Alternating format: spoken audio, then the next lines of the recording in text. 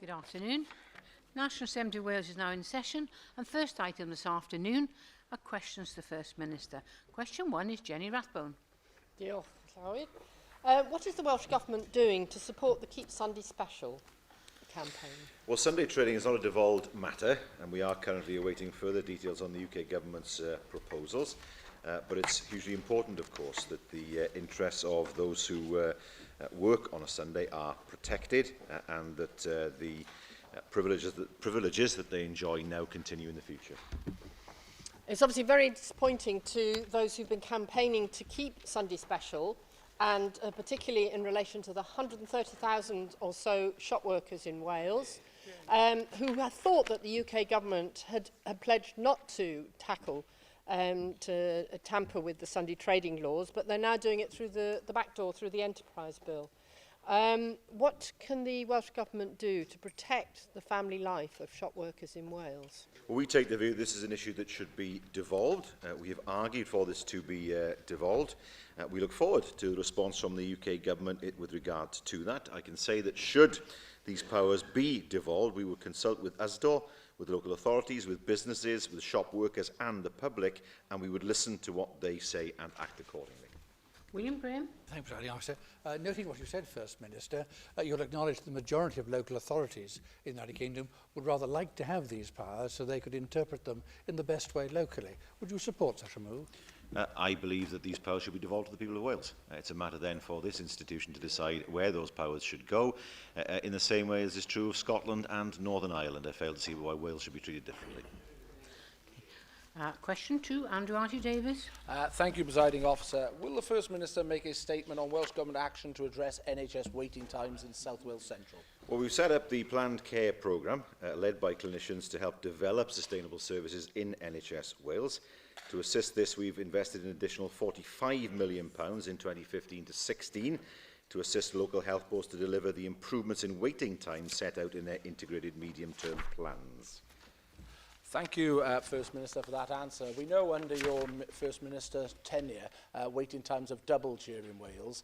In South Wales Central, there is a particular issue around orthopaedics waiting times, and the BBC stats recently showed considerable waits for hips, for example, 197-day wait in Wales as opposed to 75 days in England. What comfort can you give to my constituents in South Wales Central as to what action the government will be taking to actually drive down waiting times so that when they do present at hospital, the consultant is in a position to give them a time that they can count on to have the procedure? Well, let's look at A&E, for example. The number of people spending more than 12 hours in A&E departments in Wales has fallen, a 23% drop in December 2015 compared to the previous month. We know, however, that the number of people waiting for the same amount of time in England in A&E has doubled to 124,000 people, even, in 2 years. We know that delayed transfers of care are increasing in England. We know that diagnostic waiting times are dropping in Wales. We know that people are waiting less time for operations. And we know that, unlike in England, we don't have the chaos, the Cameron's chaos of a junior doctor strike. Anthony. First Minister, we know that one of the contributors to waiting lists is the impact upon adult social care, which the Tories would separate from the NHS. In England, the example is that there's been a 15% cut in spending on adult social care and a 100% increase in bed blodding, increasing from 50,000 a month to 100,000 a month. The Tories would decimate adult social care. Do you agree that the Welsh Government's position of supporting adult social care as part and parcel of NHS treatment contributes to better treatment and better outcomes for all? Well, it's the tendency of the Tories in England to suggest that somehow there is no connection between health and social care. Can you just calm down, please, and listen to the First Minister's reply? And that's you in particular, Darren Miller, so you needn't cheer. First Minister. The Tories have a tendency to suggest that somehow there's no connection between health and social care. And so they have cut social care to the bone in England. They have offloaded the responsibility for providing social care to the local authorities, so the poorest authorities will have the greatest problem in providing social care. We in Wales spend more per head on health and social services than England does, 7% more, and we will continue to look after those who need care the most. Leanne Wood. That's an interesting answer to that question, First Minister, because when Plaid Cymru talks about integrating health and social care services, Labour accuses us of wanting to abolish the NHS, which is a blatant lie. Now, First Minister, in some parts of South Wales Central, obtaining a GP appointment can be a long and drawn-out process.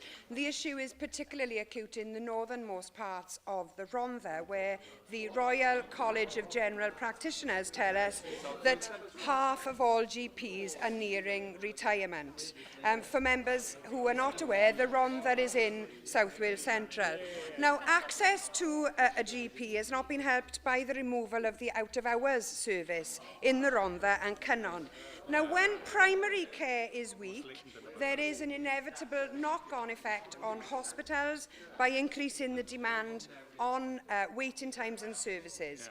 First Minister, you have previously admitted that you took your eye off the ball when it comes to education. Do you now admit that you've taken your eye off the ball with health and doctor recruitment too? Well, the Leader of Plaid Cymru seems to think we're already into Leader's questions. I'm sure that she's aware we're still on question 2. But look, overall GP numbers in Wales have increased by 10.5% between 2004 and 2015. There are now over 2,000 GPs serving communities across Wales. We know, of course, that this is a global market when it comes to attracting doctors, and that's why, of course, we launched the targeted campaign called Make Your Future Part of Our Future, explaining why Wales, for example, is a great place to be a junior doctor. Where there are retirements, local health boards have plans in place. Where practices have decided to close their doors, salary GPs have been put in place instead. We've seen that, for example, in Betsy Cadwallader. And I don't, you know, in fairness, I don't accuse Plaid Cymru of trying to dismantle the NHS. You know, I know that they want to see an improved public health service, as we do. We don't agree with them in terms of the structure they want to impose, but nevertheless, we're in the same position in that regard. But we have more and more. We have 2,000 more GPs since 2004, and they are serving our communities well. First Minister, there is a big discrepancy between the referral to diagnostic testing time between cancer patients on the urgent route to the non-urgent route. And I wonder what additional support could the Welsh Government put in place for primary care to make sure that when GPs are making this decision between urgent and non-urgent referrals, that they are confident that they're making both safe and appropriate decisions? Well, I mean, I don't see this as a particular issue in South Wales Central, but nevertheless, it's right to say that more GPs are referring people at an early stage, quite naturally, if they suspect that cancer might be present. For the vast majority of people, of course, that isn't the case, but the referral is made anyway. That diagnosis then is made usually within 22 days, although for some cancers it can be more difficult to try and identify what the problem is. Pancreatic cancer is a particular issue, as we know, because of the symptoms can be so general and can mimic the symptoms of other illnesses. But we know, of course, that we outperform England when it comes to the 31-day target for, or the 31-day timetable for urgent cancers and the 62-day timetable for non-urgent cancers, and we intend to make sure that continues to be the case in the future. We now move to questions from the party leaders, and first this afternoon, Leader of the Welsh Democrats, Kirsty Williams. Thank you, Presiding Officer. First Minister, at the last National Assembly elections, my party said that we would provide more money for schools by targeting additional monies at pupils who need it most. Today's budget means that the pupil premium will be worth £1,150 per pupil in April, thanks to the Welsh Liberal Democrats. And the recent Estyn report said that that is making a material difference to those children. To qualify for this support, First Minister, parents must register for free school meals. What work will your government undertake to ensure that every child who needs this support will receive this help? Well, I'm not aware of this being a particular issue. It's important, of course, that schools are able to communicate with parents so that parents are aware of the support that is available to them, and LEAs, of course, have a responsibility to do the same thing.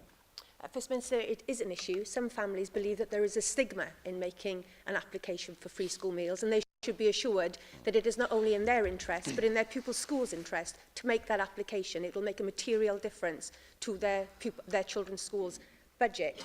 But the budget this afternoon will also deliver additional funding for the health service. And as with schools funding, that will only be worthwhile if it makes a material difference to the outcome for people. What impact will you expect for patients in Wales, and what fresh and new ideas do you have to make sure that the additional resources going into the NHS make a genuine difference to patients' experiences? Well, first of all, can I recognise what she said about free school meals and suggest a way forward? I know there are some schools in Wales who have pioneered plastic cards, which are preloaded with money for some pupils, but which, of course, can be used without money preloaded for those on free school meals. No one knows the difference. That's the important thing. When I was in school, those with free school meals had a different coloured dinner ticket, as we call them. Those days, thankfully, hopefully, are largely gone. But that's one way, of course, of removing that stigma, which the leader of the Liberal Democrats is quite right, still exists. When it comes to health, of course, we want to see delivery. We want to see diagnostic waiting times continue to go down, A&E waits continue to go down, waiting times for operations continue to go down, to see the timetables that we put in place for cancer treatments improve, to see ambulance response times continue to improve as well.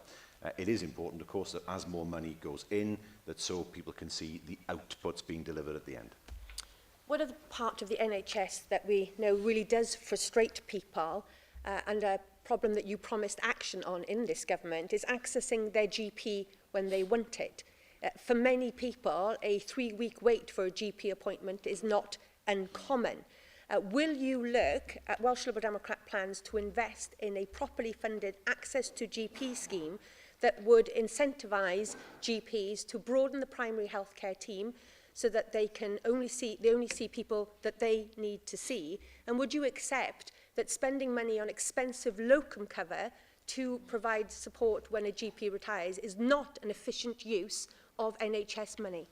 Well, first of all, there's a difference between a locum and a salaried GP. I know. The reality is that most GPs now are looking at the salaried model more favourably than the contractor model. They want the flexibility. They don't want to be tied down to one practice for the rest of their working lives. They're not interested in buying into a practice. And more GPs want to have the flexibility of being salaried. That's not the same as being a locum. You don't have to buy in as a partner into a practice in order to be seen as a proper GP. So in terms of access to GPs, it does vary, that's true. There are some GP surgeons in Wales where appointments can be made and the doctor's seen that day. I know it because I see it in my own area. There are others who are not as efficient. There is a challenge there, and we have improved, of course, the situation with regard to people being able to access GPs at evenings and at weekends. But there is a challenge there for some GP practices to catch up with the best practice of others. There is no reason in the future why there should be that level of discrepancy. We are talking about independent contractors, but that discussion will continue to make sure that what has been delivered so far in terms of access on evenings and weekends continues in the future. We now move to Leader of the Opposition, Andrew Davis. Thank you very much, Presiding Officer. First Minister, the budget is laid for debate this afternoon, and flowing from that budget, the draft local government settlement has been laid also for consideration. I see on the forward outlook that the date for that to come to the Assembly to be voted on is March the 8th. Are you confident that that draft settlement that has been made available to local authorities, the length and breadth of Wales, will be the settlement we will be voting on here on March the 8th? Or do you see that there will be changes to mitigate for the devastating impact of some of those cuts to rural authorities? Despite the Tory cuts that have been imposed on us over the last 5 years, we are confident that the local government settlement will be fair in that context. So I take it from that that will be the settlement that we will be voting on March the 8th, and there will be no leveller, stabiliser put in for local authorities such as Powys, such as Weinidogion, such as Pembrokeshire or Monmouthshire that do face draconian cutbacks in their services, up to 4% for Powys. Another thing you've got in your budget, First Minister, is higher education, and 32% cuts to higher education here in Wales are being made by your government if this budget passes. That will put a dramatic amount of pressure on part-time courses, on access to higher education, and above all, research in universities. We know there is less money around, but what will your government be doing to assist universities, making sure that there is access to universities for students from deprived backgrounds, there is support for university-based research, and there is support for part-time courses, given that you have chosen to cut 32% out of the support to higher education? The Leader of the Opposition is trying to prejudge the budget statement, and I'm not going to be tempted into that. He'll have to wait and see what's announced in the draft final budget. I have to say to him that he has declared that he wishes to see local government cut by 12%. He's declared it. There's no getting away from it. It's there in writing. In the document that his party produced as an alternative draft budget. And he has not changed his position since then. I mean, when he was asked this question on the radio, he said, we haven't crunched the numbers yet. So, well, it's up to him. It's not his question, Session, I understand that. But there will come a time when the people of Wales will want to know what cuts his party proposes to make to local government. He can't run from that question forever. At the moment, it's 12%. That's the cut he wants. That's an equivalent of a 38% increase in council tax. The second thing he mentions is higher education. Well, he wants to triple tuition fees for students, to impose a tax on students along the same lines as England. We've seen the cuts in higher education in England. We are not going to sell our students down the river, and we are not going to put our students in a position where they leave college with enormous levels of debt. That's exactly what his party and he wants to do. You've offered no answers whatsoever, First Minister.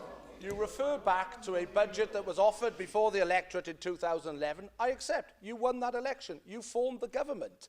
We are now in 2016. If our budget had come forward, there would not have been £1 billion worth of cuts to the Welsh NHS that you are rapidly trying to backpedal. I welcome a sinner repenteth and coming over to us, coming over to our line of protecting the health budget. Well done to you, First Minister. But I've asked you legitimate questions today on the budget that will be before us later. And in that budget, you have also got an increase in your central services budget of £7.5 million. Yet you're taking £32 million out of HE. That is a fact. That is there in black and white.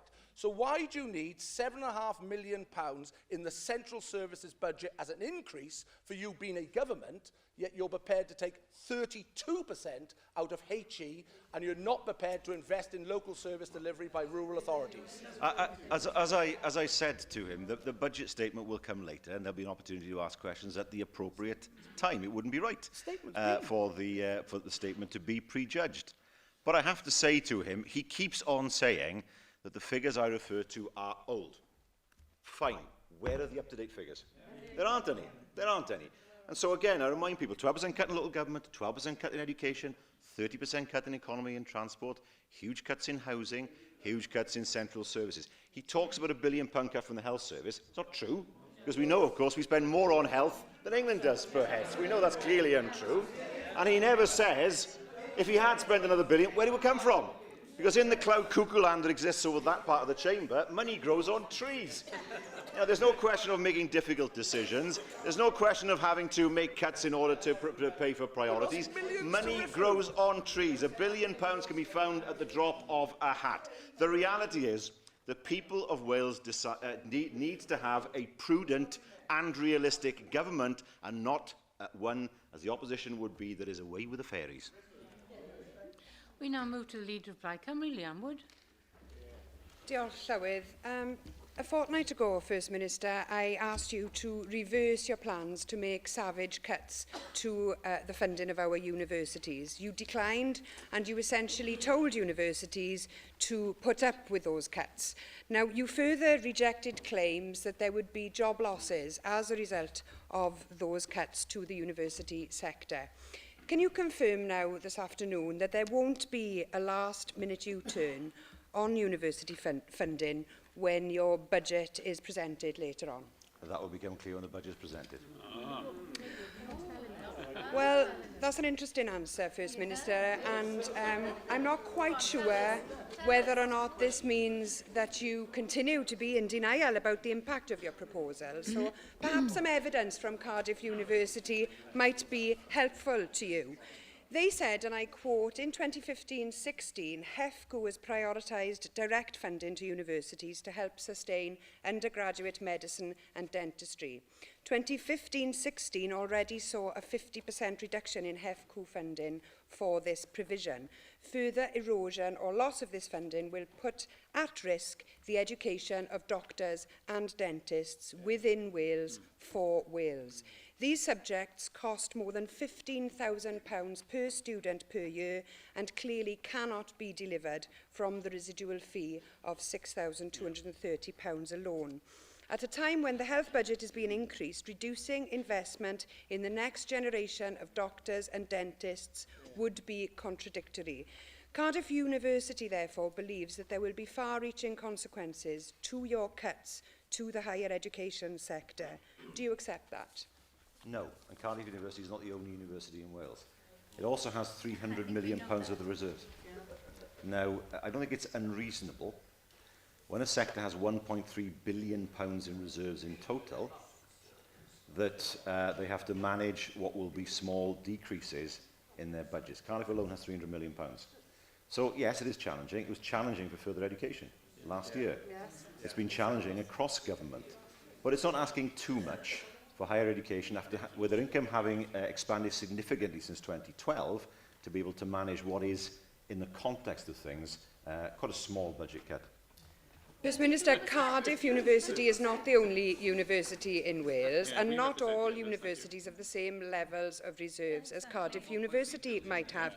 I reiterate to you today, First Minister, drop those planned cuts. Support Welsh education, support a secure future for our NHS service. You are consistently refusing to give us a vision for higher education in this country. Why? Because you don't have one, do you? The only thing that we have had confirmed is that you want to make a £41 million cut, which is a 32% cut to Welsh universities. Why are you meting out Tory cuts to a sector that this country relies upon for its future prosperity as well as its future health professionals? Well, unless the Leader of Plaid Cymru is a crystal ball, she has no way of knowing what's going to be in the budget statement. And that's... Order! Well...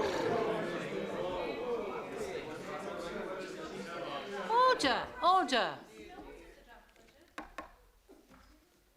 First Minister. Well, the shouting in that regard gives it away, doesn't it? The statement is later. That's when you get the answers, okay? The statement is later. And there will be a debate. You'll get the chance to ask those questions then. The reality is, from your point of view, I can tell you there are many in the university sector who disagree with the tuition fee grant and with your proposals, which is to make sure that people who stay in Wales get their fees paid, which is what you've always said in the past. Oh, it's not. Right, so it's not Plaid Cymru's policy. Well, we'll wait to see what... I mean, you know, I am accused of not having a vision for universities, and we don't know what on earth Plaid Cymru's policy actually is. The budget statement will make it absolutely clear. If you had not ruled yourselves out of the budget discussions at the very beginning, you might have had a say in all this. Thank you. Leaders' questions are now finished, and we now move back to questions on the paper. Question 3 is Lindsay Whittle. What is the current Welsh Government policy on funding for hospices in Wales, please? Well, we continue to support the development of end-of-life and specialist palliative care services, including hospices in Wales, and that includes £3 million worth of funding to support the new St David's Hospice in Newport. Thank you for your answer, First Minister. Could you please explain why, over the past 5 years, Welsh Government funding for hospices in Wales has fallen from 24% of their running cost to just 19%? Now, surely, despite any stress on budgets, and I know it is tough, such a vital service provided by hospices surely must be safeguarded and not threatened. And I would urge you to reconsider that. It would be extremely costly for the NHS if any of the charities went into liquidation due to lack of funding, as most of the service delivery would need to be picked up through our core NHS services. Well, the fact that we're funding the hospice in Newport is a sign of our commitment. We are the only country in the UK to provide 24/7 support and advice to health professionals caring for people approaching the end of their lives. Since 2008, we've invested £6.4 million annually in end-of-life and specialist palliative care services in Wales. An additional £1 million was announced in 2015 to 16 to support the delivery of the end-of-life care plan, in addition to that funding, and over £900,000 of that new money will be used to expand hospice at-home provision across Wales. The remaining money will be used to fund end-of-life care initiatives such as advanced care planning and public awareness-raising events. Altaf Hussain. Yay. Thank you, Presiding Officer. First Minister, on the same day that Marie Curie launched her daffodil appeal, we are debating a draft budget that will see £250,000 removed from hospice support. Hospices are essential, as you said, part of Wales, end-of-life care. The focus of modern hospice care is on helping people to live well until they die.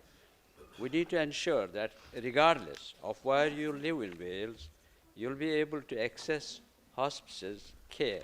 Therefore, First Minister, will you ensure that hospices receive sustainable funding? Yes, which is why I refer to the point I made earlier on, that we have ensured that funding remains. We have put extra money into to care, and we haven't cut funding for social care as the Members' Party has done in England. Social care has been absolutely hammered in England. We know that the responsibility has been passed on to local authorities who are ill-placed to fund that social care. We will not do that in Wales, and we will continue to fund social care at the level people expect. Question 4, Gwenda Thomas. Diolch Llywydd. Will the First Minister make a statement on the development of businesses that export? Yes, increasing exports from Wales is a key priority for the Welsh Government. We offer a range of measures to support Welsh exporters at each stage of their export journey, including free one-to-one advice, help to find new customers, and help to access overseas markets. Thank you for that, First Minister. I note that the Exporting is Great tool comes to Wales this month and will assist companies in developing their exports to Europe and the rest of the world. Do you agree with me, First Minister, that if we leave the European Union, trading with this economic bloc will be made far more difficult?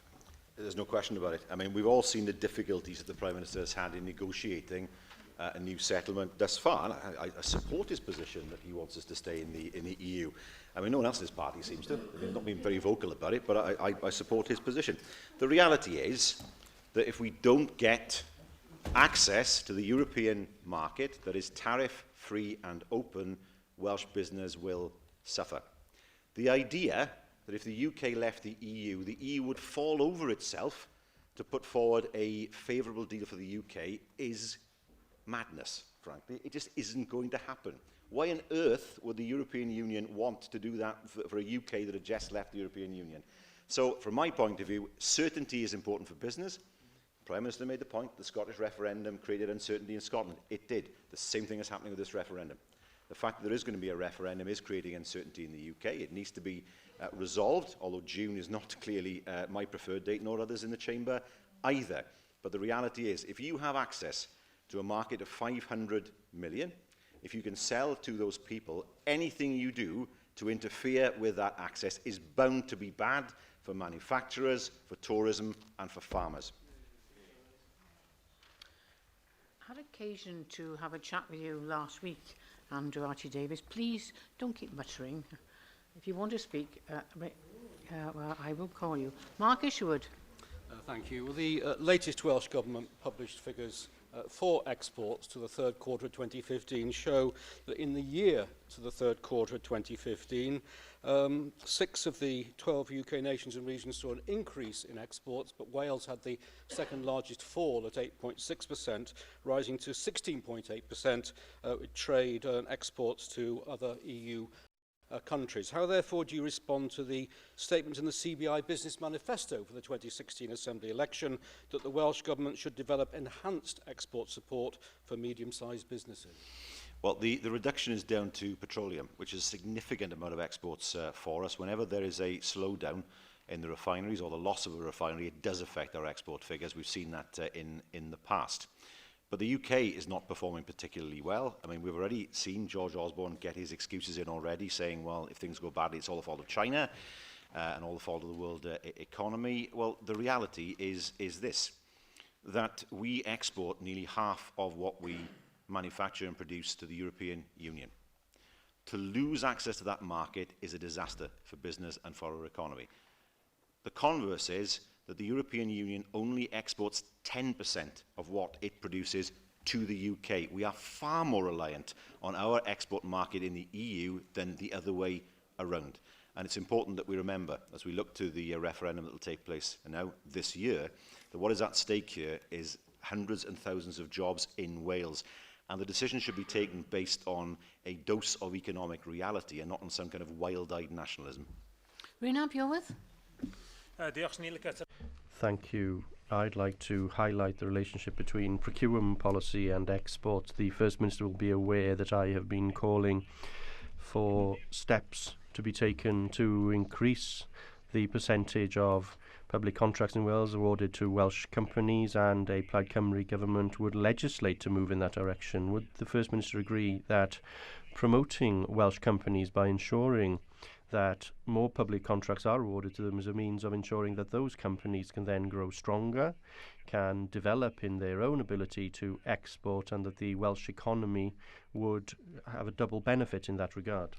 Well, that has happened, of course. There are a great number of companies now that have the opportunity to bid for contracts, and a great number of Welsh companies that are able to win those contracts as opposed to what happened in the past. What I can't agree with in that regard is legislating on this. It's not legal to set legal targets with regard to how much business should be given to local companies. That's against European law. So what's important is ensuring that we continue to promote and assist companies so that they are in a situation to take advantage of the contracts when they come up. Black.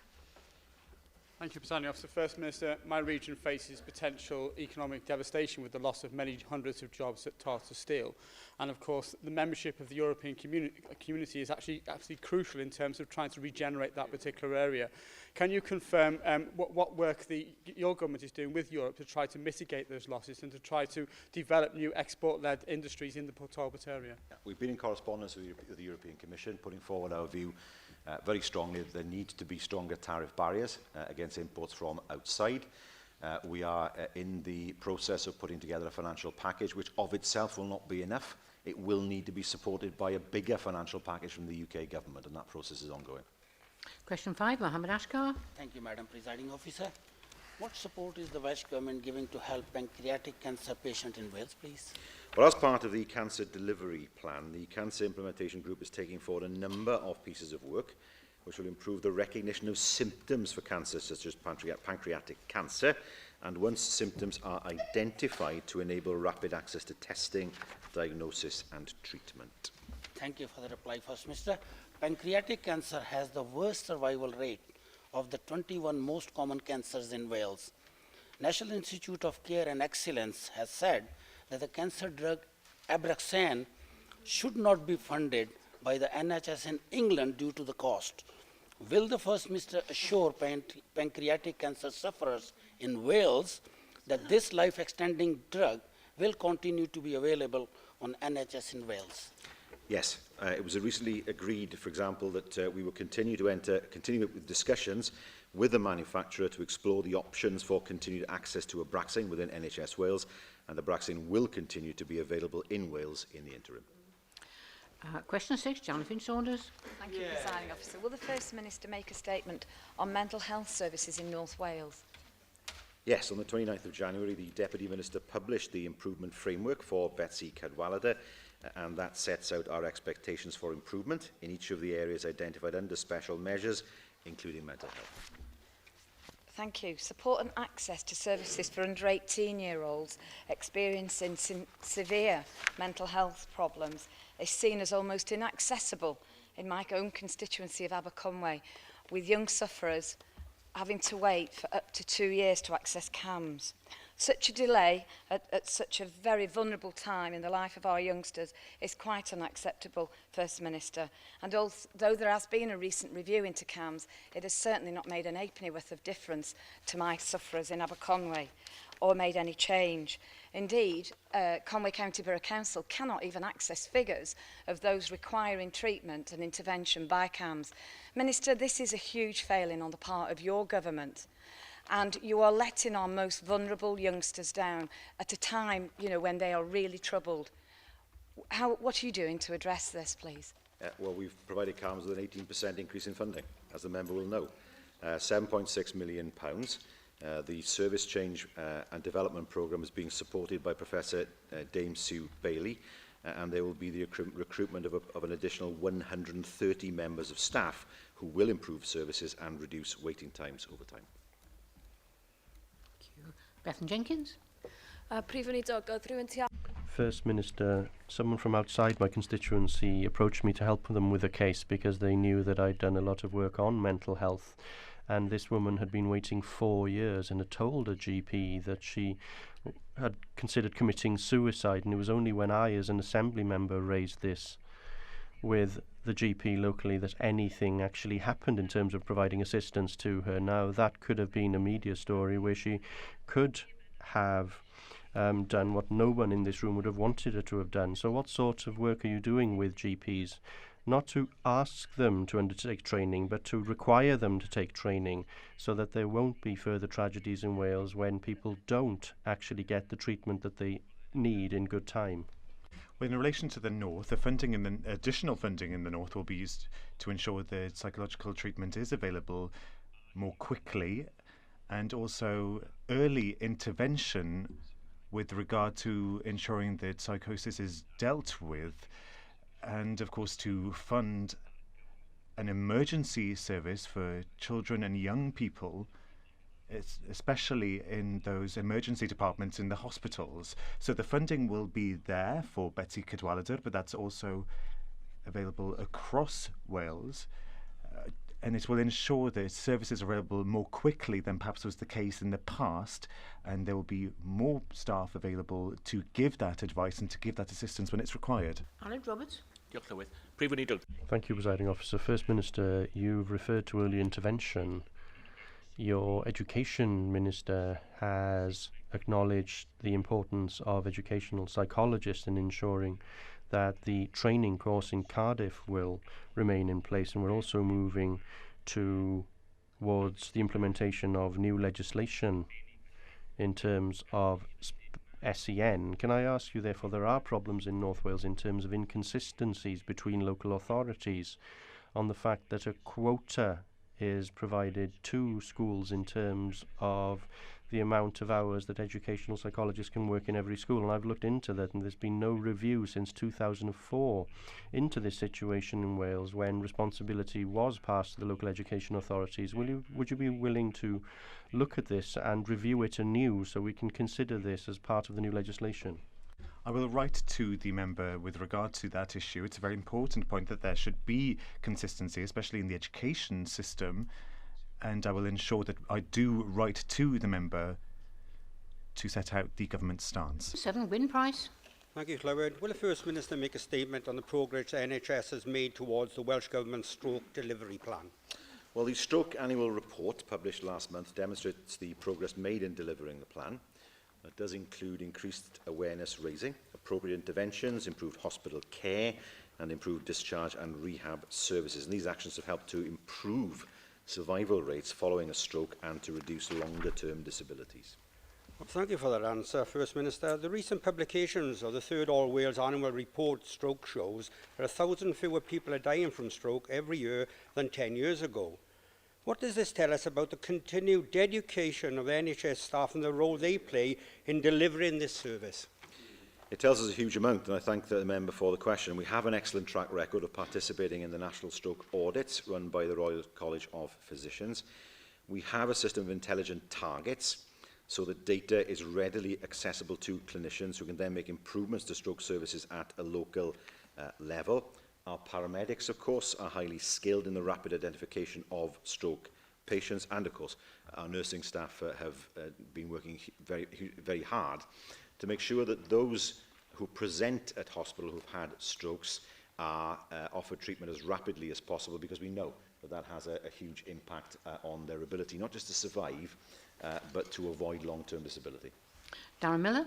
Thank you, Presiding Officer. It is indeed very welcome that there have been improvements in stroke outcomes in Wales, but unfortunately we're still at the bottom of the UK league table, even though we've made that progress. What additional support are you going to be able to provide to Welsh Health Boards so that they can get up to at least the UK average, and if not beyond that, over the next few years? Well, working with the voluntary sector particularly, that's important to help those who have been victims of stroke, but also, of course, to help to improve early diagnosis. We have, for example, the what's called the FAST process, face, arm, speech test, which enables call takers and ambulance control to identify people who may have had a stroke early so the paramedics can get to them early, and then, of course, to ensure that they get to clinicians having used, of course, the information that they've received through the audit process. It's also true to say that our multidisciplinary teams of stroke clinicians and stroke service managers have led the way in planning improvements to services, and that's why we see, of course, outcomes improving. Simon Thomas. Diolch, Llywydd. Thank you, Presiding Officer, and I welcome the fact that progress has been made in Wales, generally speaking, on this issue, although there has been some retrograde steps over the past 12 months in the Hywel Dda Health Board, and we'd all want to see people surviving and overcoming stroke, but in doing that, of course, people have greater care needs in the months following a stroke, and much of that burden falls on social services as much perhaps it does on the health service. So what are you doing to ensure that we have better reports after 6 months than we currently have in terms of the way in people deal with the impacts of a stroke? Well, the first thing is to ensure that the diagnosis happens quickly, that paramedics can go to the person very quickly, and that they are taken to a specialist unit in relation to stroke to ensure that they receive the appropriate treatment as quickly as possible. But of course, one of the things that affects people following stroke is that they affect the way that they look at their own lives. Somebody's spirit can be affected, and it's very important that having that psychological and social help will help them on that pathway to recovery. So working with families, working with the third sector, I've talked about that already, to ensure that there is a comprehensive, holistic system around the person to allow them to get better. The treatment is important, but that's the first step, and what's important is that we work with the third sector and with families to ensure that that improvement continues. Question 8, Nick Ramsey. Thank you. Will the First Minister provide an update on the support available to communities affected by the development of solar farms? Well, these are matters, of course, for the local planning authority, but of course we would encourage any developer to consider best practice around community involvement, around supply chain opportunities and benefit arrangements so that communities can benefit most. Thank you, First Minister. Construction work on a 38,000 panel solar farm has started just outside the village of Llanfapli in my constituency. The developer Conergy have had minimal discussions with the community to date to discuss community benefits and have proven extremely difficult to contact and communicate with. What support is the Welsh Government able to offer communities across Wales during the negotiation period for community benefits to ensure that they are not shortchanged and receive the full entitlement of benefit they are owed under the Register of Community and Economic Benefits? It would be much easier for us as a government to be able to facilitate this if the Community Infrastructure Levy was devolved. It's not. The difficulty is that, as a member will be aware, Section 106 is the current procedure for ensuring community benefits, but it bumps up against the silt. And as a result of that, it puts limits on what we can do to encourage community benefit. Now, my view is, and the government's view is, that silt is a planning levy and should be devolved. That's not the view of the UK government. It's unfortunate because it means we can't have a comprehensive approach to developing a policy on community benefits through Section 106 and through a silk replacement that we would like. William Powell. Llawr. First Minister, last summer saw the opening of the first Welsh local authority owned and run solar farm in Wrexham. Much of the groundwork was done under the leadership of my friend and colleague Aled Roberts. The farm has nearly 9,000 solar panels over 43 acres and has the effect of reducing Wrexham's carbon footprint by 1,300 tonnes of CO2 per year. As with the not-for-profit Robin Hood Energy Company, which has been rolled out in Nottinghamshire, I would argue that both facilities show the opportunity that renewable energy offers communities and local authorities working in partnership. First Minister, do you agree with me that we should work towards a greater rollout of such partnerships between local communities and principal local authorities, and what can the Welsh Government do concretely to facilitate this? Yes, I do. I mean, the member makes it sound as if his colleague Aled Roberts is physically digging the holes for the new the new facility. That would be something that would go beyond the normal duties of an Assembly member. Would be something I'd commend to other members if that was to be the case. But the member's right. We have an ERFRO, of course, which is important in terms of helping community energy schemes, because we know that they have great potential not just to contribute to renewable energy, not just to contribute to a reduction in our carbon footprint, but to put money into local economies as well. So through schemes such as an ERFRO, and if we were to get the silk devolved as well, we would then have a full range of options to promote those kinds of schemes further. Thank you, First Minister. I have agreed an urgent question under Standing Order 12.66, and I call on Nick Antony to ask the question. What discussions has the First Minister had with the UK Government regarding the trade union bill in the light of the letter from the UK Minister of State for Skills on progressing the bill in Wales? Well, this is a bill that is a direct political attack on trade unions and those who are represented in the workplace by them. Yeah. It will come as no surprise to members that we are opposed to the trade union bill. When it comes to the devolved areas, we have made it clear to the UK Government that we take the view that in devolved public services, matters to do with trade union membership are a matter for this Government and not the UK Government. Thank you, First Minister. The letter raises very serious, important constitutional issues that I believe you need to give serious consideration to. If I might read the relevant piece of the letter that has been disclosed, it says, "We have sought legal advice from First Treasury Counsel, who has confirmed that we have a very weak case in relation to Wales." They are confirming the Welsh advice, the legal advice from the Welsh TUC, and just about every other body, and totally contradict the position adopted even by the leader of the Welsh Conservatives. My concern, First Minister, is this. For any government minister to proceed with this legislation in Westminster on the basis that they seek to apply it to Wales in the knowledge of that legal advice and opinion would be an abuse of ministerial office. It would be a matter, if disclosed, that would be a resignation issue for any minister to raise. And it is also a devastating blow to the protocols agreed between the Welsh Government and the UK Government in respect of the devolution settlement. It blows it out of the water. Can I ask, First Minister, that because of the seriousness of these issues, that you will raise this matter directly with the Prime Minister, because the danger is that the constitutional settlement between us is not only off the road, it is in serious risk of meltdown and has serious consequence for the future relationship of Wales and the United Kingdom.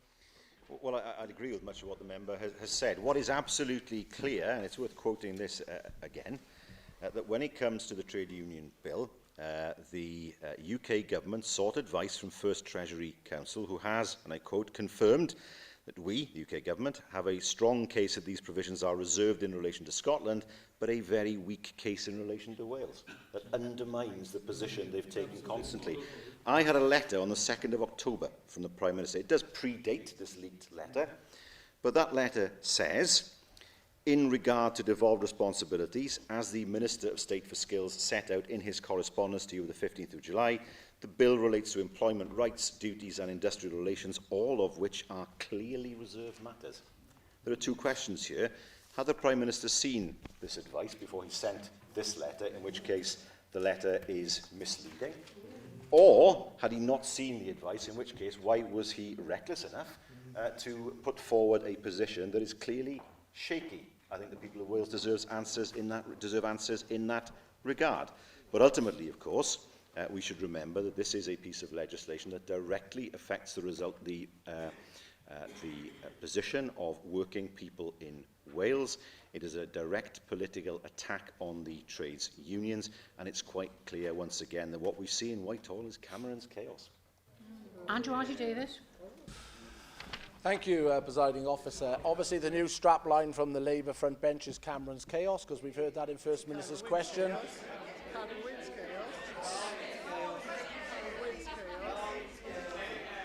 Right. Order. Can quickly turn that into Carwyn's chaos, and when we look week in, week out, we can see that straight away. Too late. Can we stick to the urgent question? The issue for the First Minister is that there is a difference of opinion here. There was a manifesto commitment, a clear manifesto commitment on behalf of the Conservatives that was voted on, and the government in Westminster is a majority Conservative government. There are strongly held views within this chamber and within the government, and I think those views need to be respected and understood, and the dialogue needs to be had. How is the First Minister going to take forward those views and those discussions with the Westminster government, who do have a manifesto commitment to legislate in this area and clearly mapped out how they would affect that legislation when they brought it forward? It's not a case where it was a one line in the manifesto. It clearly mapped out how the government, if elected, would legislate in this area. So what we need to do is make sure that we can get that communication working at both ends of the M4 to get a clear understanding of how this can progress. There is communication, and the line of the UK government is we're going to ignore everything and move ahead anyway. That's their idea of dialogue. If you want an example of negotiation with the UK government, this is what we're doing, tough luck. That's what negotiation means for the UK government. Look, the reality is the UK government was not elected on the basis that it would change terms and conditions in devolved public services. If you can show me that in your manifesto, I'm interested to see it. And that was put in the manifesto despite the fact that it was known that the Agricultural Sector Wages Bill had extended the powers of this Assembly. If it's bad drafting by your party, you have to explain that. Your party did not win the support of the people of Wales in May, in Wales. True to say that you have the support across the UK, but the reality is you do not have support to change terms and conditions in devolved public services in Wales. People have not supported that. We will not support that. The advice given to your own party doesn't support that, and yet your ministers keep on peddling this myth that somehow they are on good ground when they claim that this isn't devolved. The legal advice through this leaked letter makes it crystal clear that the advice given to the UK government is that they have a very weak case in suggesting that this is not devolved, and we will continue to do all that we can to make sure that this bill is defeated and that the clauses that refer to devolved public services are removed in time by this institution elected by the people of Wales. But isn't it incredible that we have, I think there's a word for it, chutzpah, that is displayed by the UK government, where they claim that this is a clearly reserved matter when the legal advice they themselves have received is exactly the opposite. What more have they been hiding from us? Bethan Jenkins. Thank you, and I look forward to all the Conservative Party members rushing to buy their first copy of the Socialist Worker, where this letter was leaked to. But on a serious level, obviously, following on from what Mick Antonever said, this would rely on Wales currently this being implemented in Wales not adopting reserved powers model. However, the UK government admits it cannot politically offer something to Wales that it doesn't offer to Scotland. What is your assessment of the concession being talked about in the leaked letter, and how do you intend to take reserved powers forward in light of this letter and in light of the Supreme Court judgment? Well, it's right to say that the current Wales bill would remove the ability of this Assembly to legislate on the trade union bill. That's why, of course, in that respect, and many, many other respects, it rolls back devolution, and something, of course, that all parties, in fairness, in this chamber have been reluctant to accept. I mean, it is concerning that they can only see Wales through the prism of Scotland. That somehow you can't give something to Wales unless it's also an offer to Scotland. It doesn't play the other way around. It does show you how anti-Wales this UK government is.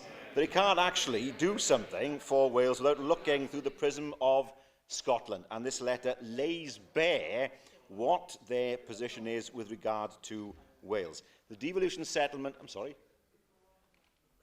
the devolution settlement in Wales happens as a result of the agricultural sector wages bill to be broader than the devolution settlement in Scotland in this regard.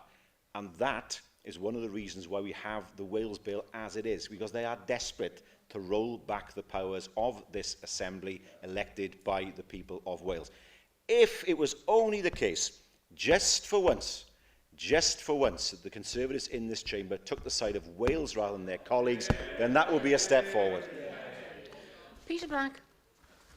Thank you, Presiding Officer. First Minister, I agree with most of what Mick Anthony said as well, and I think it's quite clear in the letter and the legal advice that the government is talking about introducing a statutory obligation for the UK ministers to consult with the Welsh Ministers in terms of certain clauses on this bill, but it doesn't actually say whether or not you would have a veto on those particular clauses. It's actually in the bottom of the page headed e-balloting, if you're looking for that particular clause.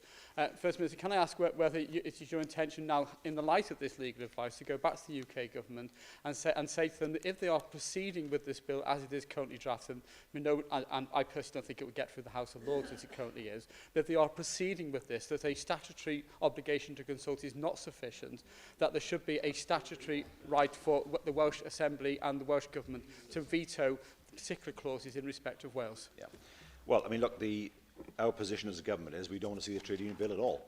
Well, yeah. But given the fact, and it's right to say that the UK government has a mandate to take it forward through the UK Parliament, what it does not have is a mandate to change the terms and conditions of those working in devolved public services in Wales that are within the remit of the Welsh Government. There is no mandate for that. Consultation is not enough. We take the view that devolved public services are just that they fall within the remit of the Welsh Government, and that the UK Government has no role in that regard. That's what the people of Wales have voted for twice, in 1997 and in 2011. And so once again, we know their position is weak. I will be liaising, and the Minister will be liaising with the UK Government, using this letter, obviously, as supporting evidence to say, look, your own legal advice shows that you're in a very weak position. Our view is this is devolved. Respect devolution in Wales. David Ellis-Thomas. Thank you very much, Dame Presiding Officer. I'm sure I should declare an interest as I voted against key sections of this bill in the second House in the Parliament in Westminster, and I hope I'll have an opportunity to do that again. But this is what I wanted to ask the First Minister, and I wanted to disagree with the Leader of the Opposition. This isn't a matter of a difference of opinion. This is a matter of lawyers within the government in Westminster and possibly in the UK Parliament who don't understand devolution. Unlike this place, where the lawyers of the National Assembly Commission and the lawyers of the Welsh Government are at one in terms of our understanding of the situation. And when the Leader of the Opposition states that this is a manifesto pledge, well, what right does the UK Government have to try and implement law which is not in itself within the law, and with the pretense that it's contained within a manifesto? So, First Minister, I would encourage you not to discuss the issue with the Prime Minister. Let's go to an election in this place, and let's come back with a mandate to develop a constitutional settlement that will keep us out of difficulties such as this. Well, I'm sure that the people of Wales will hear that message in terms of what the stance of the Conservatives in England is, and will make the decisions based on that. Perhaps we're in a different mind in terms of how they should decide on that, but the point that the member makes is an important one and a serious one and a fair one, which is that this isn't a matter of what your opinion is on the bill itself, but what your opinion is on the constitutional settlement after the Agricultural Wages Bill. This matter could have been about anything. The subject isn't important. We're taking the stance here that this is something for the people of Wales and the National Assembly of Wales, for Wales to decide, and it's not for the UK government to decide. It's the opinion of the Conservatives here that it isn't something for the people of Wales to decide, but it is something for the UK government to decide. I don't think that that's the opinion of the other parties in this chamber. Okay, we now move to the business statement, and I call on the Minister.